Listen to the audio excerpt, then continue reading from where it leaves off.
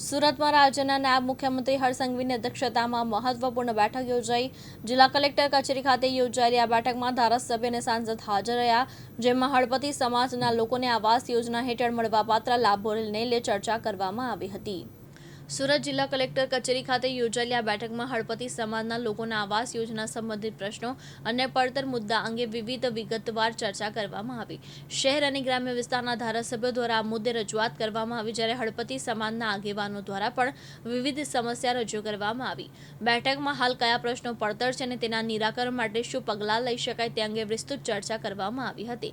સુરત જિલ્લા કલેક્ટર, પાલિકા તંત્ર અને જિલ્લા પંચાયતના સંયુક્ત ઉપક્રમે આ પ્રશ્નોનો કાયમી ઉકેલ કેવી રીતે લાવી શકાય તે બાબતે ચર્ચા કરવામાં આવી હતી। બેઠકમાં નક્કી કરવામાં આવ્યું કે તમામ પડતર પ્રશ્નોની યાદી તૈયાર કરી તેના આધારે તબક્કાવાર નિરાકરણ કરવામાં આવશે।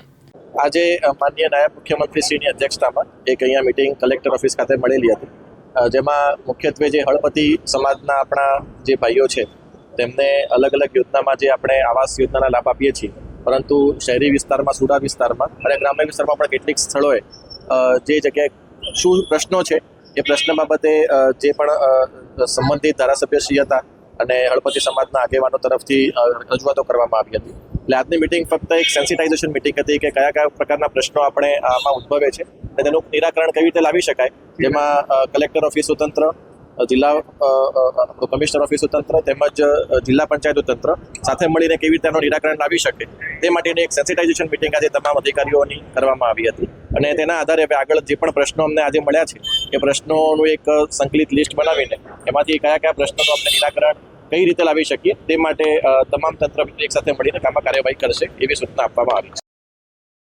મુકેશ ગુરવ, દિવ્યાંગ ન્યૂઝ, સુરત।